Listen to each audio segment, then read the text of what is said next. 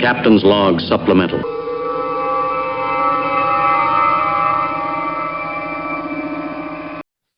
So, Miss Vicki. Yes, sir. Do you remember when we were watching those WRL events and some of those grid life events where you used to see the in-car video and it had like the cameras seeing front and back, but it also could see all the telemetry and everything that was going on? Mm-hmm. You know, most of the ones that we liked were taken by the Sentinel system. Remember James came on our podcast earlier? Right. You know, we have no excuse since he lent us one for trial and demonstration purposes. We should actually probably put that in one of our cars. Maybe two. I really think we should. I think we should. I know. Because then we'd look like the immature endurance racing team that we are. Oh, wait, I mispronounced that, didn't I? Sorry, my bad. We could So what does the Sentinel system do? We could have 3 cameras with picture-in-picture. We could have, if we ever get the AIM system to work, open invitation to anybody from AIM to come on and give us a little bit of love. We need some help. And then we could have all our telemetry on there. And then we can have it streamed live into the paddock or around the world to our millions of fans. We're apparently very popular in Kenya right now. Don't know why, but that's fine.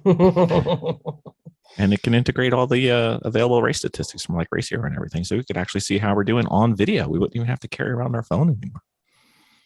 Live. I love it.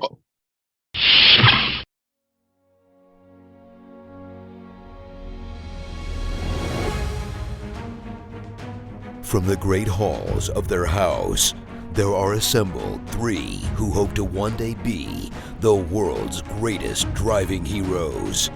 Created from the cosmic legends of the universe comes our team captain, the Vision, Bill Fisher. Their soon-to-be Wonder Woman, Vicki Fisher. Our Captain Marvel and head flight trainee, Jennifer Skripchuk. And our Batman, the master of tools, gadgets, and all things mechanical, our mild-mannered soon-to-be billionaire, Alan Danvers. Their mission, to fight injustice, share what is right and wrong, to get you out of your house and come out racing with them, and serve all mankind. They are the Garage Heroes in Training Team.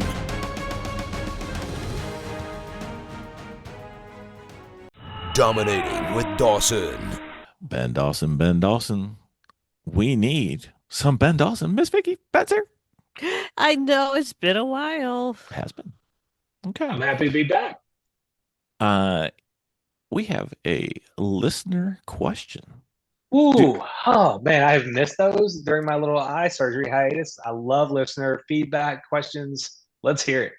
Okay, it was rather specific, and I don't remember if we talked about this on a Ben Dawson episode or just a regular episode, but I mentioned somewhere how I think it was the goals episode, if I remember right, but it might not have been. How I had set a plan, and I do this for lots of different things, where I wanted to, racing was a priority for me, and getting better at racing was a priority for me. So for several years, I had a goal of doing something to improve my racing for 1 hour a day, at least 5 days a week, every day. Cool. Ideally 7 days a week. And people are like, well, how did you do that? Why did you do that? Did it help? And I thought maybe we could talk about it because I don't know that anybody else is dumb enough to do what I do, but maybe Ben could have some insight into this and I can get into some of the things I did. So what do you think of that as a way to do things? And then would that make any sense to you? Sorry. So what is the listener question here? The question is, they asked about when I said I did 1 hour a day to improve. They're like, well, what did you do? Okay. The question is, what materially were you doing to improve your racing? And now, do I get to guess what you're doing, or you can because you didn't do it for me? So yes, let's see. Or do you think it would be effective, or do you think there's a better way to improve? Or I bet it involved leotards. Well, I mean, yes or no? Only when I was done.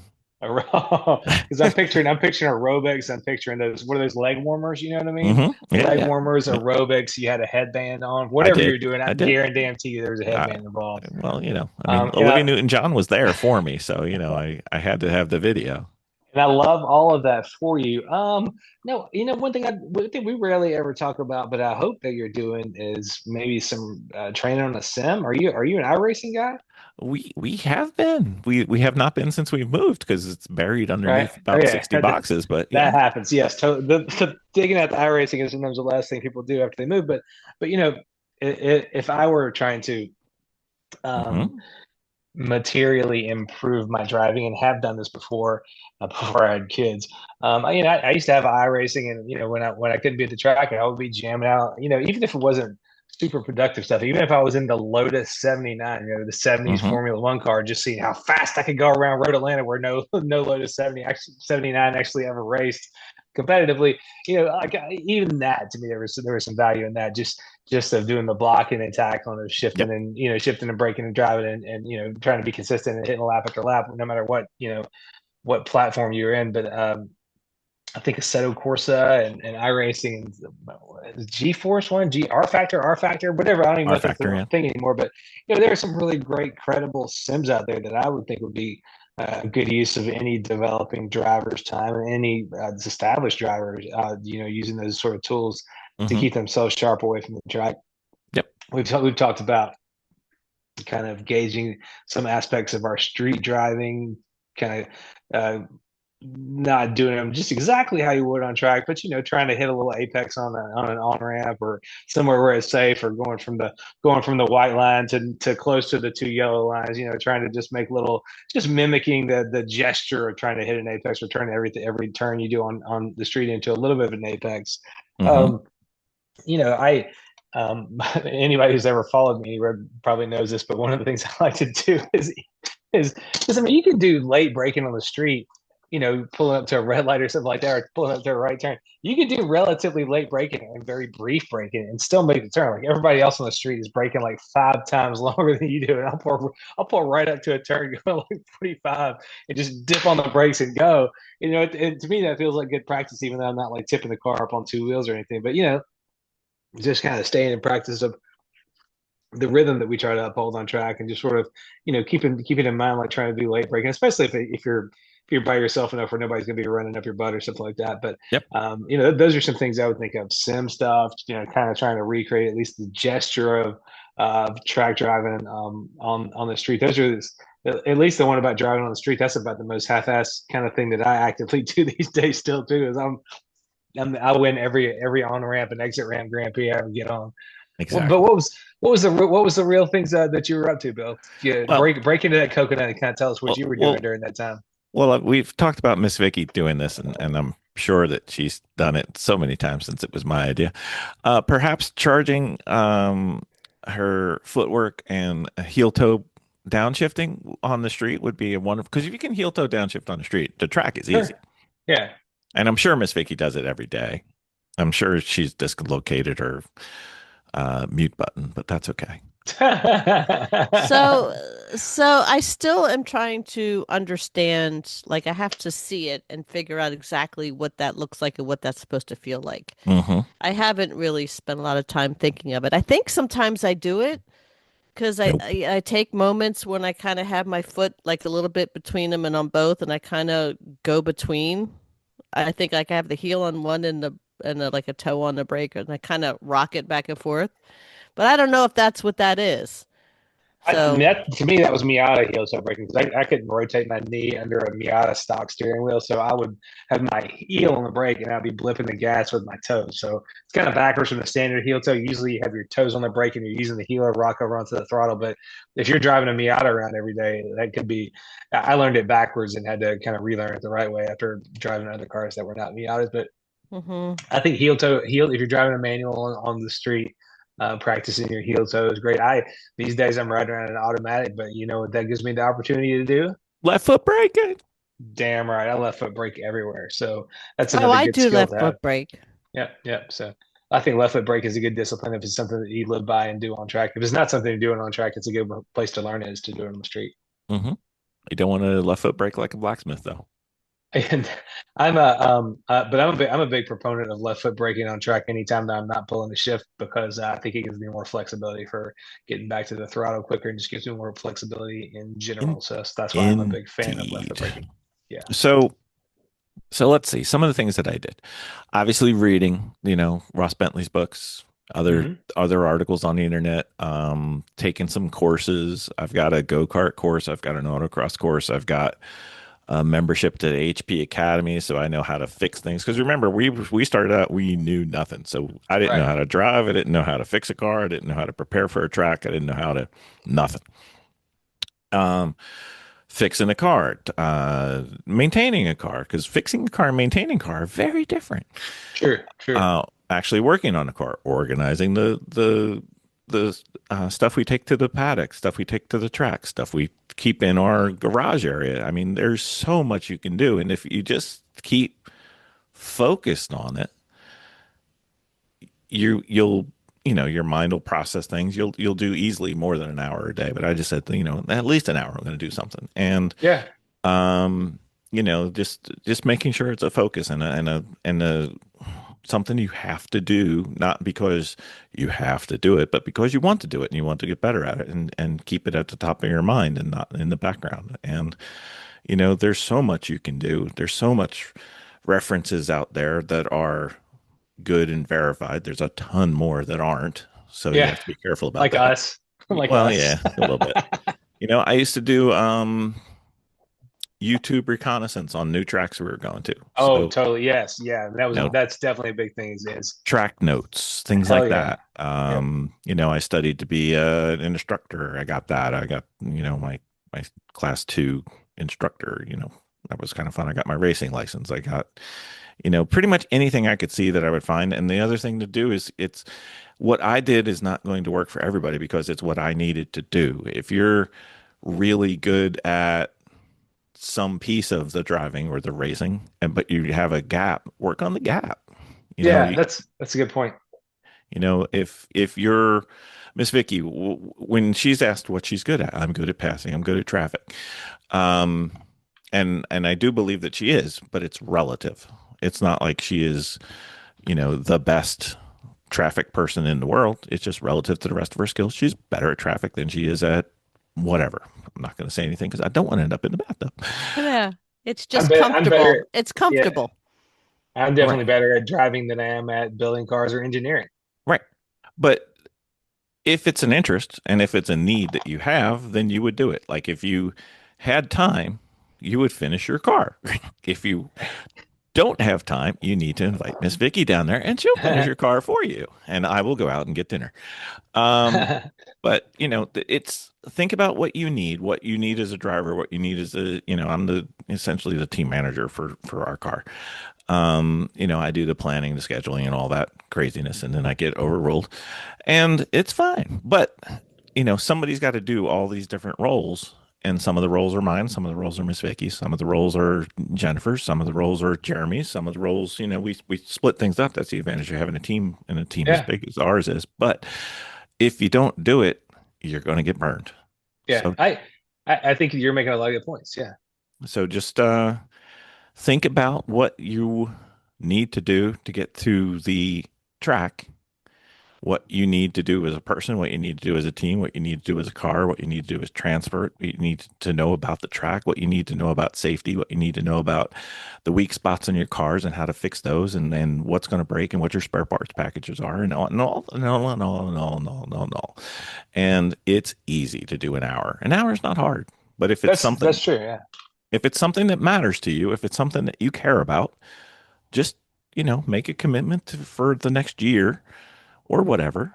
Do an hour a day. I'm doing the same process for chess right now, which has nothing to do with racing, but I do an hour a day, period. That's it. I end up doing more than like 10 hours a week because, it just is, but I like it. So I'm having a good time. But the system works, and it's better to do 1 hour a day than it is to do 10 hours on Sunday. I when I was listening to you sort of rattle off the different things that you did at first, when we first started talking about this, I was like, Bill's going to go off on a bunch of, talk about a bunch of really dedicated stuff that we go way beyond, stuff that I've ever done or thought about. And your approach was certainly a lot more organized. But when you talk about, you did a bunch of sim stuff, you started doing a bunch of DEs, and you got certified to be an instructor. I'm not even getting close to the ones, but you went, you got your race license, you went to comp school. What's some of the other things that I'm missing? Yeah, were I part mean, of your it's routine? the But these are all things that I did too. As I'm listening, I'm like, yep, that's me. I did that. It wasn't Yeah. as systematized as you did, but you're pretty much the Roman word for this was the cursus honorum, or like the rungs of the ladder you would climb as a politician in Rome, sort of similar to the rungs that you climb as a competitive driver. But yeah, or somebody who wants to get better and better and more accomplished and more well-rounded at track and racing stuff. I was not expecting to find so much commonality with you.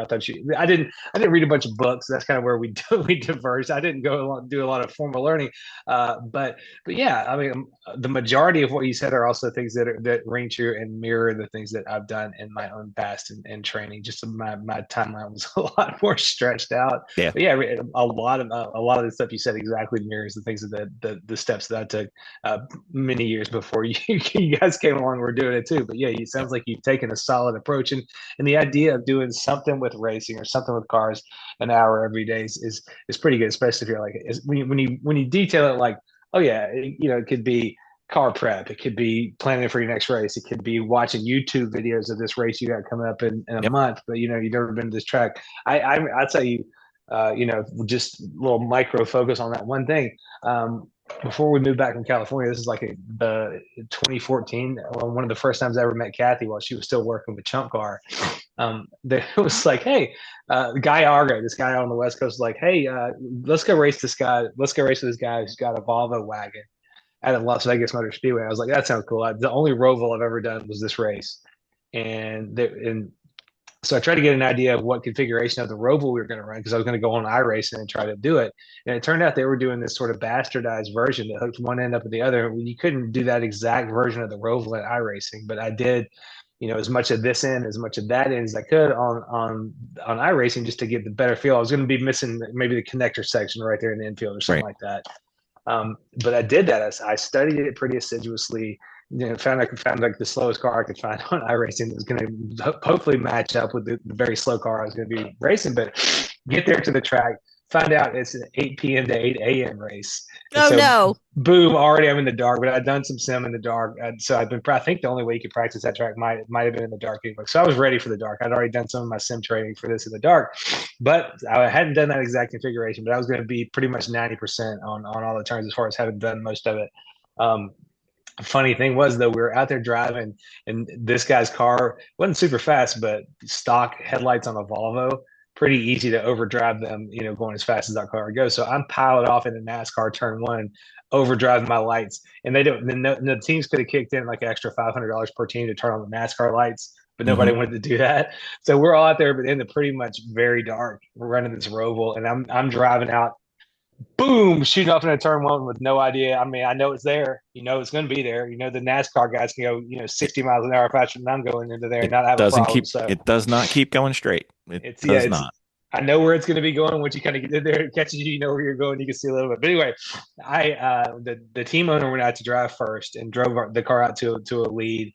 And then I got in the car for my stint and drove out to like a 4-lap lead in this race. Never been to the track before, but having done some pretty serious prep as far as learning the track and where I was going, I was able to go out there and wax everybody's ass until the transmission fell out of the car. But anyway, that's a story. That's a story for another day. But yes, that kind of prep can lead right to doing really well. I'd never even been to the track. I'd never been to Laguna Seca before. Got a chance to go down there and do a 6-hour jump race. We came in third. I had the fastest lap of the team. We came in third. Pretty bitching time. You know what I mean? Extremely cool time. And it was a direct reward of being somebody, I was able to go run it the hell out of it on a sim before I ever got there, and can pay direct dividends in your results.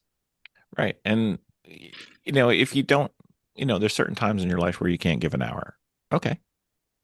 I recommend at least 20 minutes, but 15 minutes, make it half an hour, whatever. The process will work. It'll work for just about everything. So give it a try. See what you think. Let us know. Could be fun. I totally agree. And I'm living proof. If we need more success stories, we'll come back and do another one. That's right. You could be the next Dominating with Dawson guest. Please be the next Dominating with Dawson guest. That's right.